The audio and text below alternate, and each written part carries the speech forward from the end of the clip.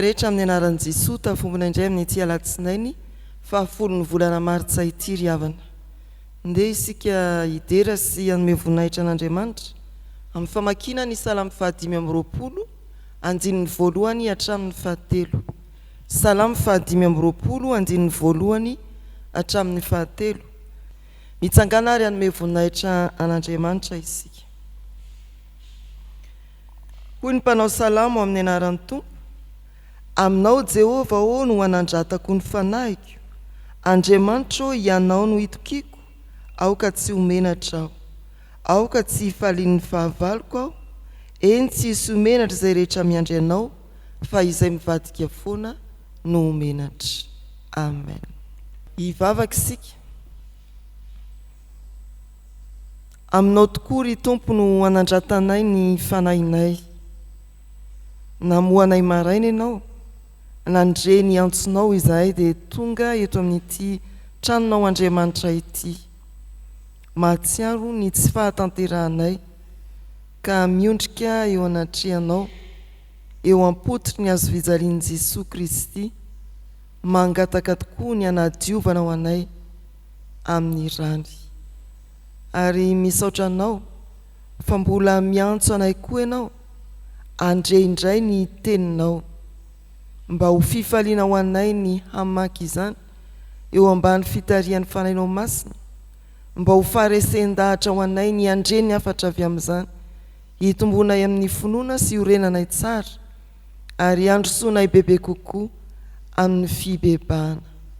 Dia mianory Tompo fa tonononay amin'ny anaran'i Jesosy izany vavaka izany. Amen. Apokalipsy 2 ny andininy 12 hatramin'ny 17. Apokalipsy 2 andininy 12 hatramin'ny 17. Toy izao mivaky ny teny amin'ny anaran'i Jesosy: ary sorato amin'ny anjelin'ny fiangonana any Pergamosy, izao ny lazain'ilay manana ny sabatra 2 lela maranitra. Fantatro izay honinanao dia amin'ny toeran'ny seza fiandrianan'ny Satana, ary mitana mafy ny anarako ianao ka tsy mandany finoana, na dia tamin'ny andron'ny Antipasy martirako azy, izay lehilahy nahatoky ahy, dia ilay novonoina teo aminareo teo amin'izay honenan'ny Satana. Kanefa manantainy kely aminao aho, fa misy eo aminao izay mitana fampianaran'ny Balama, ilay nanome foan'ny Balaka anisy fahatafitoinana teo anoloan'ny zanak'Israely, ihinana hena naterina tamin'ny sampy sy janganjanga. Ary toy izany koa misy eo aminao izay mitana ny fampianaran'ny Nikolaita, tahaka ny any reny, koa dia mibeba, fa raha tsy izany dia ho avy aminao fainganao ka mely ireo amin'ny sabatry ny vavako, izay manantsofina Aokiziany, izay lazain'ny fanahy amin'ny fiangonana, izay maharesy dia omeko manamiafina sady omeko vato fotsy, ary eo amin'ny vato dia misy anaram-baovao voasoratra izay tsy fantatr'olona afa-tsy izay mandray azy ihany. Amen. Ray masino manamasinana amin'ny fahamarinana, ny teninao no fahamarinana. Amen. Manoloana antsika ary araka ny fandaharana mofinaina ny Apokalipsy 2 andininy 12 hatramin'ny 17.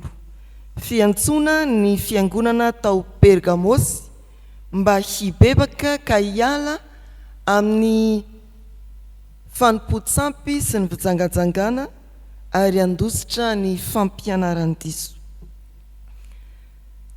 Mba azotsika tsara ny soratra masina manoloana antsika ry havana, dia tsara ny misintona ny saintsika ny amin'ny reto teny reto: Pergamosy, Antipasy, Balama sy Balaka ary Nikolaita. Pergamosy, araka ny fanolorana eo amin'ny mpanomboana, dia iray tamin'ireo fiangonana 7 nanoratana ato amin'ny Apokalipsy.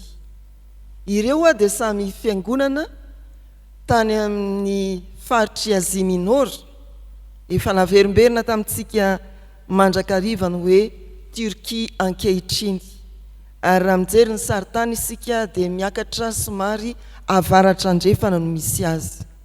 Ny anontavela amin'izay voalaza atao amin'ny soratra masina ankehitriny dia ireo tempoly tsampy vakoka, tsy hoe izy mbola mirizarija na trano feno na toeram-panompona tamin'izany fotoana fa efa le sisasisa kely efa koka izay masintona mpizahatany tokoa. Izay no mahatonga ny soratra masina hoe eo amin'ny seza fiandrana ny Satana. Maro ny tompo-tsampy lehibe sady nalaza tao Pergamosy, fa niorina tao koa ny fiangonana kristianina ary niazona mafy ny anaran'ny tompo, izany hoe tena kristianina, Kristy, kristianina. Fa tao anatin'izany fiangonana izany dia nisy ny fampianaran-diso Balama izay hitantsika eo amin'ny nomeri 120 hatrany amin'ny 520 mitohy amin'ny nomeri 130. Io lay mpaminany nalaza fa rehefa manozona izy dia voaozina ny olona ozoniny, rehefa manonona fitahina izy dia tahina ny olona anona ny fitahina. Indramin'ny Balaka mpanjaka Moabita ity mpaminany atao hoe Balama ity mba anonona fanozonana ho an'ny zanak'Israely izay fahavalona tahorany mafy tamin'izany handrombaka ny tany Moabita tany amin'ny fandrombahana ny tany fampanantenana moa izany, dia natahotra izy ary nampiantso an'ity mpaminany atao hoe Balama. Ny nataon'ny Balama any amin'ny 130 nomeri dia nanome teny an'ny Balaka ny hoe mandehana anirao zatovy vavy Moabita marobe manoloana andreo Israelita ireo, ary ampirisio izy mba hinana ny hena aterina amin'ny sampy. Izay ilay hoe fampianaran'ny Balama, fanomezana fandrotsahana ratifandrika teo amin'ny zanak'Israely mba halavo ny zanak'Israely. Raha amin'izao fotoana izao zany dia azo lazana hoe ireo mpaminany izay mamandrika ny fiangonana amin'ny fampirisihana diso manipaka tanteraka ny sitrapon'Andriamanitra dia toy ny hoe fampianaran-diso. Nefa koa raha atao mivantana amin'ny fiainan'ny zanak'Israely tamin'izany dia ny fiangonana izay manamoramora ny fiosonana amin'ny mpanompo sampy, ny jentilisa, ka manao hoe tsy maninona hoe manao an'izany daholo ny olona, samy manambady jentilisa daholo rehefa eo mahita izy, nefa avy eo mijaly velona ny atokantrano. Izay ilay hoe fampianaran'ny Balama. Inona kosa indray ny Nikolaita? Nikolaita dia ireo nivoy fa azo ampiarahana tsara ny fiainana kristianina sy ny fiainana jentilisa. Toy ny hoe alady maraina sika eto, alady hariva ianao makaiza. Eto sika miaraka amin'ny baiboly dia hariva ianao any amin'ny baibasy miaraka amin'ny botay. Azo ampiarahana tsara zany, tsy mampaninona. Izay ilay fampianarany Nikolaita. Ireo no nandratra ny fiangonana ka nandemy azy. Iantsony mpanoratra araka ny fahitana hitan'Jaona, fibebahana eo amin'ny 9:40 manao hoe amin'ny anaran'ny Tompo, koa dia mibebah fa raha tsy izany dia ho avy aminao fainganao ka mely ireo amin'ny sabatry ny vavako. Miantso fibebahana ny Tompo, miantso ho amin'ny fibebahana ny Tompo. Ary amin'izao andro ny karema izao dia andinika tokoa isika. Inona ny fampianaran'ny fiangonana na fampianaran'ireo atao hoe mikirakira ny baiboly mpaminany sandoka, izay toy ny arato milatsaka aty amin'ny fiangonana, handavo ny fiangonana, tsy fikitra ny fampianarana marina, hampirona azy ireny amin'izay mety ho fanompo-tsampy, fanomezan-toerana ambony mihoatra ny toeran'Andriamanitra eo amin'ny fiainany. Dia fantatsika ohatra alatsaka ny aratony atao hoe fanambarana ny fitahiana, ka makabahanao amin'ny fiangonana ao amin'ireny antoko-pivavahana ireny ny fitsiritana ny mba hotahiny fa tsy ny hovovonjy, ny fahombiazana fa tsy ny hovovonjy. Zany dia fampianarany Balama, ampirisihana ny olona hifikotra amin'ny zavatry ny tany. Vovaany olanao, tsy olana vovano tanjony Jesosy, fa ianao mitombo finoana ao anatin'ny olana. Zany ny fampianarany soratra masina. Mamaha olana tokoa Jesosy, fa indraindray izy mamelanao araka ny teny mpaminany hoe manao ny tongotry toy ny andiera vavy, afaka mitsambikina nireny olan'ireny, mitombo amin'ny finoana. Dia izay ilay fampianarana. Arato izay alatsaka mitaona ny fiangonana amin'ny fampianarany Jesosy. Ary misy tokoa ny olona izay eto izy manovo ny fampianarana fa ny akafakoa dia tratran'ireny arato fandrika ireny, ny fampianarany Balama. Manala azy amin'ny anaran'i Jesosy, ny maha-kristianina marina. Mibeba raha tandrifa izany ianao. Mibeba raha toka mbola ao amintsika ny fiainana mididrona amin'ny sabaka, izay filazana tsy maninona fa ny hoe sady tonona ho kristianina ianao nefa mbola manao ny fomba ny jentilisa. Mety foana io ny afindrafindrao tsy azo avela. Aty isika manao tena zavatra ny fandraisana amin'ny fanasan'ny tompo, fa indraindray koa dia mbola manao zava-dehibe ny atao hoe tsinam-bolana, izay vanim-potoana tsy azo dinganina eo amin'ny mpanompo sampy. Ry havana malala, mibeba ndrao ho avy ny tompo amin'ny sabatry ny vavany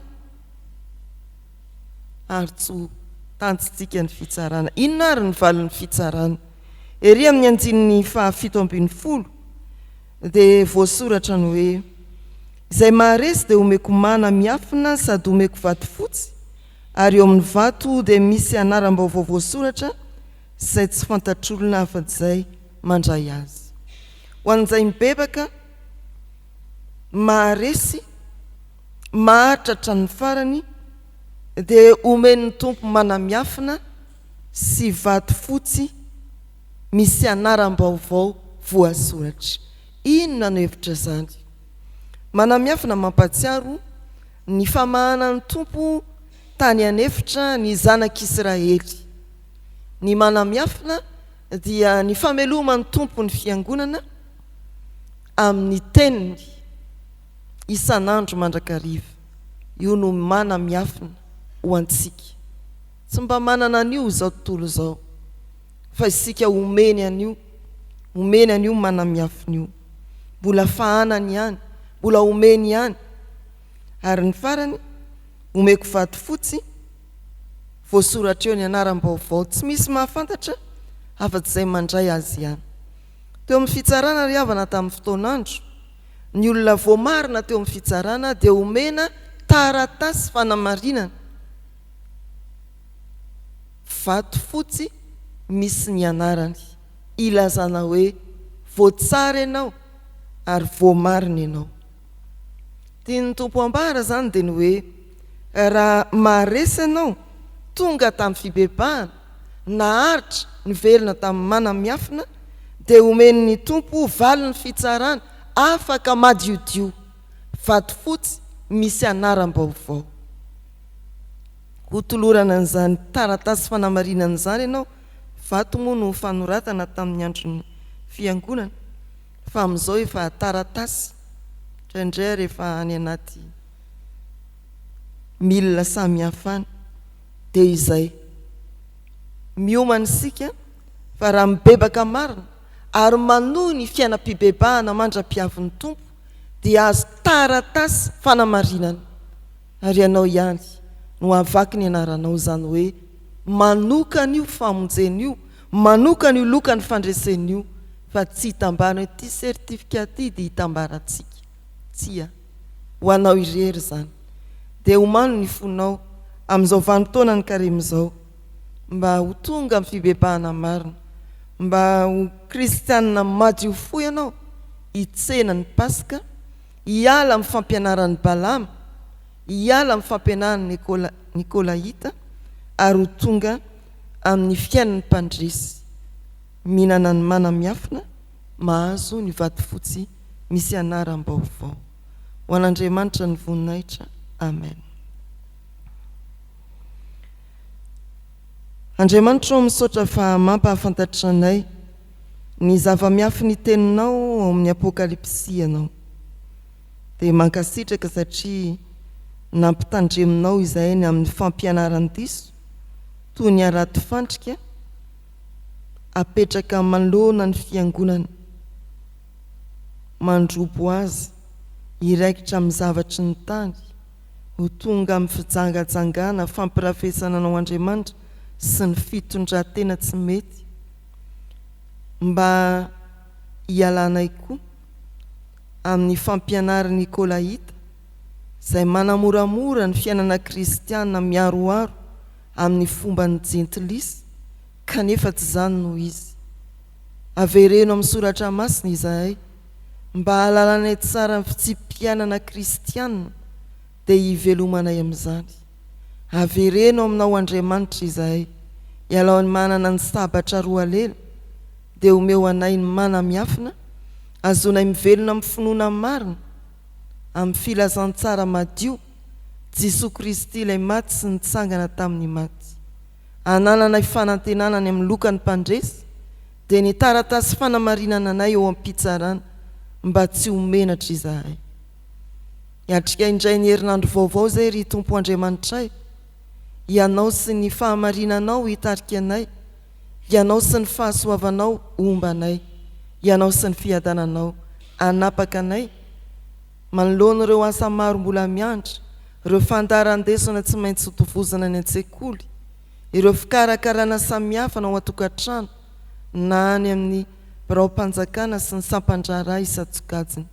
Amin'izany dia momba anay mba hiainana sahady ny fandresena avy aminao Kristy, ary ho feno fahatokinanao izahay.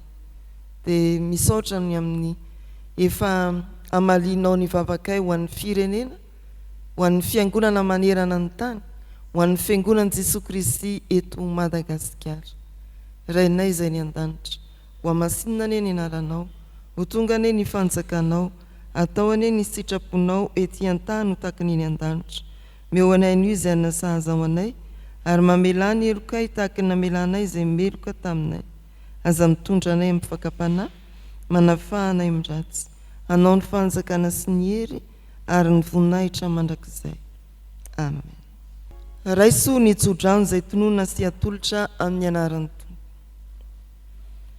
Ny fahasoavan'i Jesosy sy ny fitiavan'Andriamanitra ary ny firaisana amin'ny fanahy masina ho aminareo rehetra sy ny fiangonana manontolo hatramin'izao sy ho mandrakizay. Mandihana amin'ny herin'ny faherezana. Amen.